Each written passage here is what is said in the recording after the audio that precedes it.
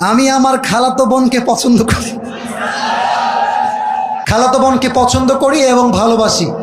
আমার খালাতো বোন আমাকে ভালোবাসে না, ভালোবাসে নাকি আমি জানি না, কিন্তু মাঝে মাঝে আমার খালাতো বোনের সাথে কথা বলি এবং আমি আমার খালাতো বোনকে বিয়ের প্রস্তাব দিয়েছি।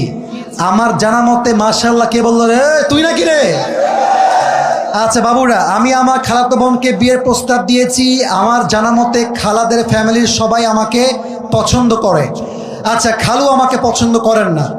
আমি আমার বাড়ি থেকে প্রস্তাব দিয়েছি, তারা বলছে আমার খালাতো বোন তাকে মাওলানা পাস করে, বাবারে বাবা, মাওলানা পাস করিয়ে বিয়ে দিবে, কনফার্ম জান্নাতি, মাশাআল্লাহ।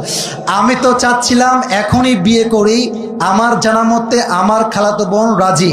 এখন মূল কথা হচ্ছে সে কি করবে, এই হচ্ছে তার মূল প্রশ্ন।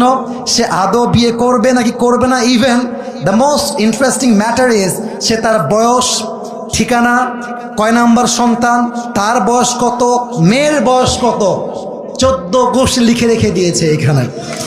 আচ্ছা, okay okay, let me share with you one thing. আমি কোনো বিরক্তিকর কথা আপনাদেরকে বলতে চাই না। দেখেন, 1.5 ঘন্টা এতগুলো হাদিস বললাম, এত ঘটনা বললাম, আয়াত বললাম, তাওয়াক্কুল বললাম।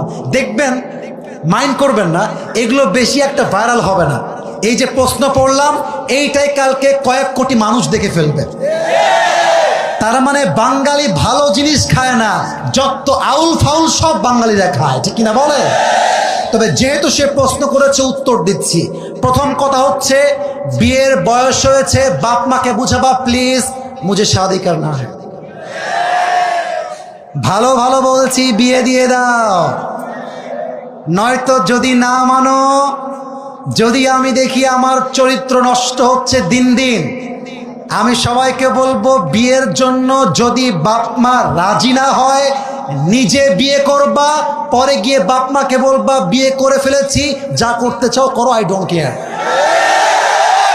এখন অনেক মুরব্বী আমার উপরে হয়তো অভিযোগ তুলবে, হুজুর আপনি যুবকদেরকে খারাপ দিকে মোটিভেট করছেন। মুরব্বী, একদমই নয়।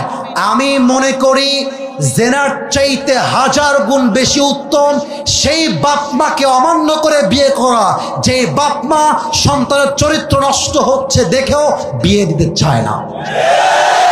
তুমি আমার বাপ, তুমি আমার মা, তুমি দেখতেছো দিন দিন আমি মেয়েদের নেশায় আসক্ত হচ্ছি, আমি পার্কে যাচ্ছি, আমি প্রেম করতেছি, মেসেঞ্জারে, হোয়াটসঅ্যাপে, হোয়াট এভার ইট ইজ, আমি নষ্ট হচ্ছি।